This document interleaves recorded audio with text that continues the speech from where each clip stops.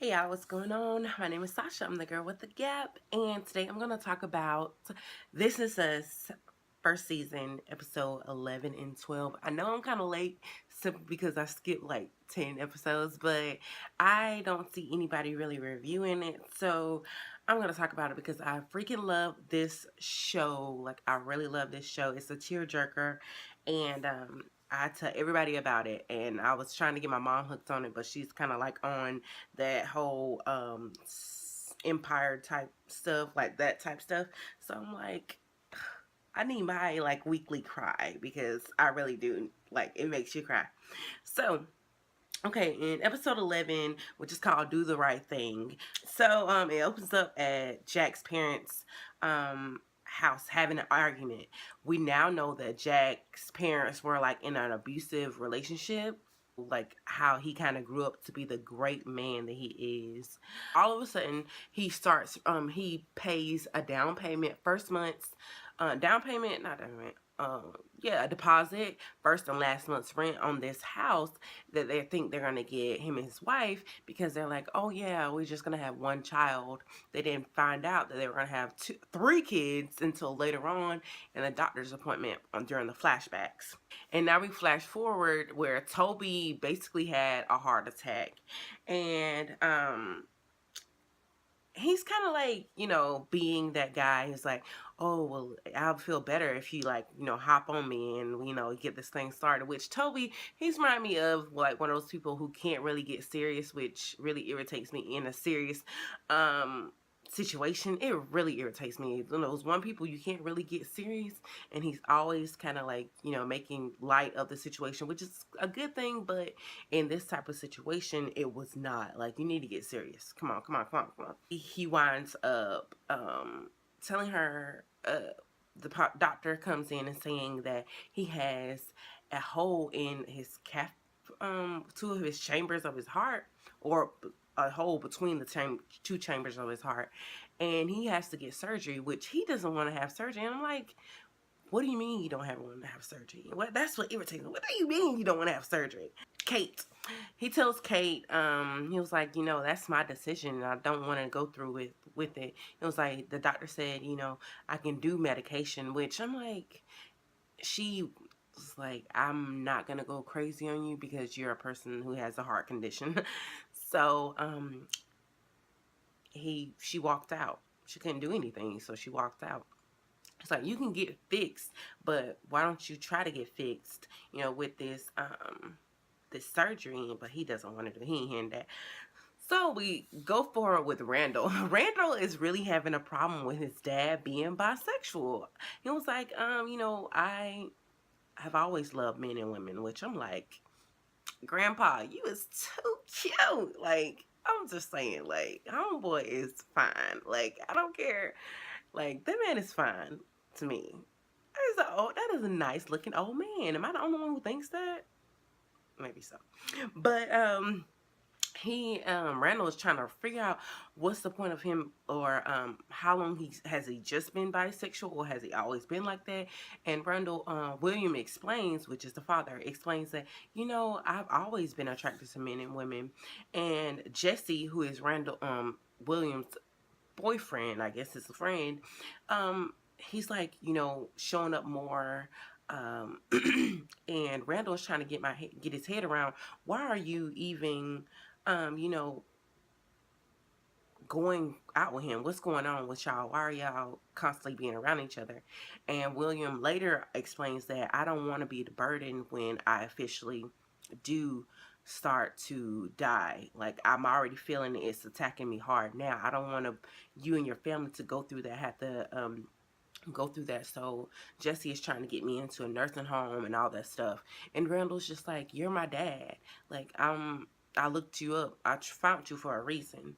It was like, we're going to tackle this thing together. And I'm like, y'all, I'm such a like a baby anyway. So I'm like, oh my gosh, like, don't make me start crying. I always start, like, I'm emotional. I feel like my periods might be coming on. So that's why I'm like, yeah, y'all, don't avoid me. So Kevin is trying to figure out, Kevin has had this great rehearsal with, what's her name? Stallone. And Olivia pops right back up, saying, I got fixed. I had to go do some major soul searching. So ain't that like, y'all know how that usually be when it's the homeboy that just you don't stop being talk thinking about him, moved on into a new relationship, and then all of a sudden he want to come back and try to be like, oh yeah, I had to fix myself, blah blah blah, I'm gonna make it better with this, what about us? I'm like, girl, bye. Olivia, please go. He is fine without you. He is good with Salone. So eventually he does choose Salone over Olivia, which he said that's this is the right thing. Me and Salone has been good for us. So I'm like, okay, but Salone doesn't take that well, because she's like, is it the right thing you should do, or is it because you really really love me, or you care for me or whatever? Which I'm kind of baffled, because Kevin is all over the place anyways. So we have this interesting flashback between Jack and his dad. So Jack goes to his dad's house. Well, Kate kind of kicks him out. Well, she doesn't kick him out, but she tells him to go get a pint of ice cream, because they rented this house, and they can't get that deposit back at all, because they finally figured out that they are having triplets. So they have this 2-bedroom, and they don't have room for anything. They don't have room for 3 kids. So basically, she sends him out to go get some ice cream, and he winds up over his dad's house. I'm like, he takes off his ring, and I was like, why are you taking off your ring? But he takes off his ring because he needs to get money from his dad. And how he gets money is how he's basically downing himself, like, Dad, I'm a screw up, I'm having gambling debts, it's due to gambling. And when in actuality, he's trying to provide for his family. And I'm like, Jack, just tell your dad, tell your dad whatever. Get your dad, don't. But then again, his daddy wasn't really providing for his family, or from what I see. So he might not go for, I'm getting money for my family, I need to get a house or whatever. But his dad goes for, that whole, oh, pity me, pity my son type thing, and he gives him the money. So he gets that house that he was really, they were working on. And basically, and then Kate goes into the house, and she sees the vision of what the house could be. So that's the end of episode 11. So it was a good episode. You learned how Jack was with his one of the parents, and now you see why he's so good with his kids. Oh my gosh, I love Jack. Okay, episode 11.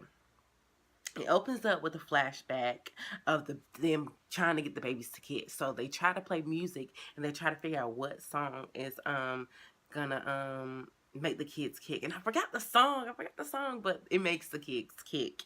And she's like 6 weeks away from her due date. So Miguel, like, she's really having hormone problems. Women, like, don't be up in our face. We got 6 months, and especially 6 weeks, especially if you having triplets, like, don't be up in my face, bro. Like, so she was having that, like, meltdown. She don't want to see him. Like, the house isn't finished, so get out. But she totally forgot that it was his birthday. So Miguel, yeah, I don't like Miguel. Miguel's one of those friends that, you good, you talk to you about a relation, you talk to them about the relationships and stuff like that, but he's secretly trying to plot and get your woman.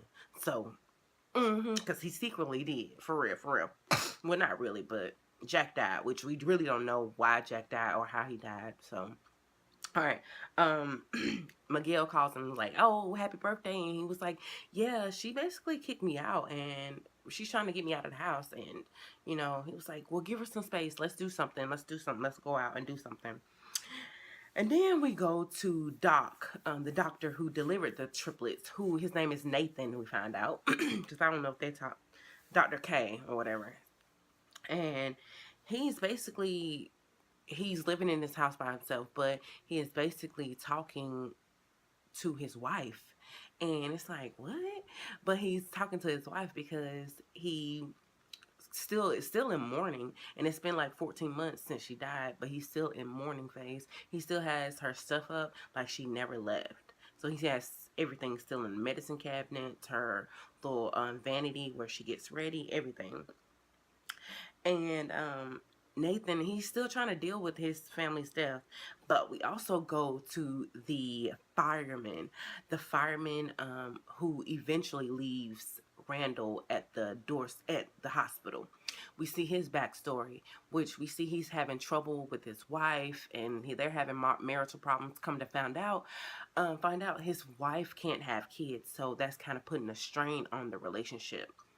Because when he eventually finds the kid, he takes Randall, he takes the baby to his house, thinking, well, we can adopt him, blah blah blah blah. And the wife is a total butthole, for real, for real. I'm like, girl, you have a man who is trying, like, try with that man, like, for real, for real. And so she basically says, nothing's gonna help us. Um, it's not gonna, a baby isn't gonna help our situation, basically. So you need to take him to the hospital. He's a newborn, so you need to take him to the hospital. Miguel takes Jack to a golf course, and golf, they was like, I don't play golf, blah blah blah. And it's like, well, I don't play golf either, so let's try this thing together. So they're like, okay. And so they meet with these three guys, and they're saying, um, this is Jack's birthday. Let's show him a good time. And Jack's like, you know what? This whole time I can't think of anything else but my wife. So I think I'm going to go with my wife, even though she forgot his birthday. And I'm going to get back to that. But he was like, I think I'm going to go to my wife and, be with her because I know she needs me. Goes back to the wife. She now figures out, oh my gosh, I basically shut him down on his birthday. I kicked him out on his birthday. And she walks to the closest store, which is a liquor store, to try to get some cake, some like ingredients for this chocolate almond cake. And I'm like, girl, you at a liquor store trying to get almonds, number one. You're trying to get almonds and you're trying to get sugar and everything. And so the guy says, okay, so I'm a liquor store. I don't have anything. And she basically spills out, like, I done messed up with my husband. He might leave me. I done forgot his birthday. I kicked him out, blah, blah, blah, blah, because I'm having hormone issues and all the good stuff. And basically he says, okay, so I have this banana muffin, basically, and I have some Twinkies. You can get Twinkies, you can make icing or whatever. And she made a little cute candle for Jack. So Jack's tradition on his birthday is for her to dress in some lingerie and for him to dance with her. So she doesn't really want to dance with him because he finally comes home when she's like talking to the babies or whatever, saying, you know what, like, I'm afraid of you guys. I'm not afraid of you guys meeting him. It's just I'm afraid of you guys meeting me because I don't know if you're like me. I don't know if I'm gonna be that woman you want me to be or whatever. Just having insecurities about that type of stuff. David, who is the doctor, he's flashback to him. He's having a meltdown at his wife's grave, which her name is Caroline. And he's talking to her and saying, like, I miss you. I don't know if I want to do this whole life thing without you. I'm like, that's how it's supposed to be, y'all. Like, if I die and my husband is like going to another woman, I'm gonna be like, sir, come on now. But I mean, you can't really, it's like to death do you part. And he was taking it literally. He was not happy. He was still mourning his wife. So eventually the fireman takes the kid to the hospital. In that whole exchange, David, which is the doctor, he gets the call that he's about to have triplets. He needs somebody to help with triplets. Come to find out, it is Jack and his wife, so they're about to have triplets. David delivers a baby, and they found out that one of the babies did not survive. So David kind of puts a bug in Jack's ear. Hey, we had this other baby that came in, and he needs a home. You can still take home 3 babies. You just have to adopt this one. I thought that was beautiful. Because Jack needed that. He needed that. He needed Randall. I feel like he needed Randall. They wouldn't have felt complete without him. Going forward, the doctor, David, he goes back to his wife and he tries to figure out how to mourn without her. He actually goes on, this lady offered her services to cook for him, a home cooked meal or whatever. And he takes her up off that offer. In the end, the fireman works out everything with his wife. Is so beautiful. She's like, let's start fresh. It's so beautiful. And uh, Jack and his wife, they flash forward to where the big three are in the living room looking at his mom, looking at videos of his mom. I just freaking love this show, y'all. Y'all just need to get into it. I think I'm gonna try to keep on doing these episodes.